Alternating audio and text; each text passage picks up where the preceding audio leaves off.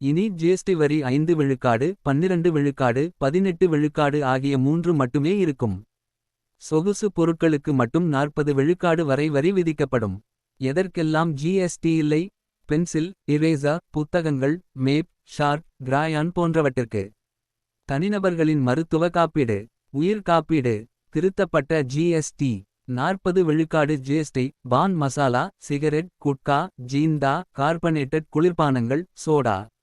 18 விழுக்காடு GST AC, TV, cement, அனைத்து motor வாகன பாகங்கள், ப்ராஜெக்டர். 5 விழுக்காடு ஜிஎஸ்டி துரும்பு தீப்பெட்டி, வெண்ணெய், பால் பொடி, குழந்தை நாப்கின்ஸ், கைத்தறி துணிகள். 5 விழுக்காடு ஜிஎஸ்டி டிராக்டர், விவசாய உபகரணங்கள், உரம், வேளாண் மருந்துகள், சோப்புகள், பல் தூள், பல் பேஸ்ட், சேவிங் கிரீம். 18 விழுக்காடு ஜிஎஸ்டி 350 சக்கும் அதிகமான வாகனங்கள், சொகுசு கார்களுக்கு. 5 விழுக்காடு ஜிஎஸ்டி உடல்நல காரணமாக பயன்படுத்தப்படும் அனைத்து மூலப்பொருட்கள். இடைக்கோடு இடைக்கோடு இடைக்கோடு. நாள்காட்டி புதிய விகிதங்கள் செப்டம்பர் 22 முதல் அமலுக்கு வரும். வலது நோக்கி காட்டும் விரல் இது அரசின் புதிய வரி அமைப்பை எளிமைப்படுத்தும் முயற்சி. உங்களுக்கு வேண்டுமா நான் இதை சுருக்கமாக புள்ளி வடிவில் கொடுத்து வைக்க?